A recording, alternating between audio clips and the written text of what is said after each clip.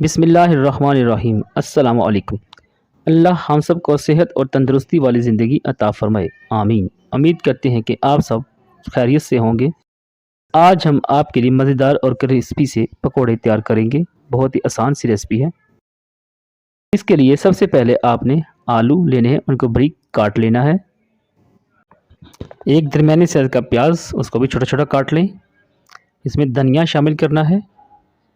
अब हम इसमें 2 कप बेसन शामिल करेंगे।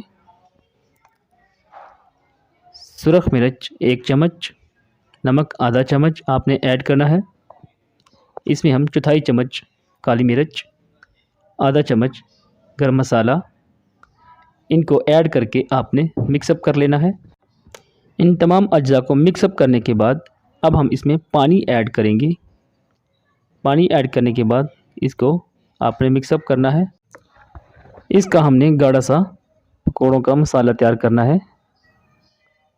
इस तरह से आपने पानी ऐड करके इसका मसाला तैयार कर लेना है। इससे हम अपने पकोड़े बनाएंगे मज़ेदार क्रिस्पी से, माशाल्लाह जी। अब आपने वेजिटेबल ऑयल लेना है, उसको मीडियम आंच पर गर्म करना है और इसमें चम्मच की मदद से आपने इस तरह से थोड़ा थोड़ा करके जो हमने मसाला तैयार किया है वो आपने फ्राई करना है और हमारे मज़ेदार और क्रिस्पी से पकोड़े तैयार हो जाएंगे, माशाल्लाह जी। अल्हम्दुलिल्लाह हमारे मज़ेदार से पकोड़े तैयार हो रहे हैं।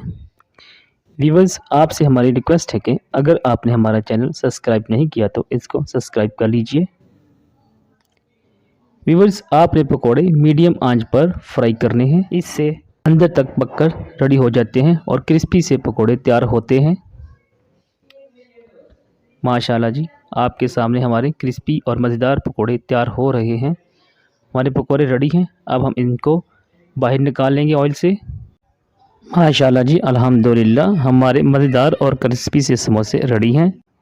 हम उम्मीद करते हैं कि ये आपकी भी पसंदीदा डिश होगी और आप भी इसको ज़रूर ट्राई करेंगे।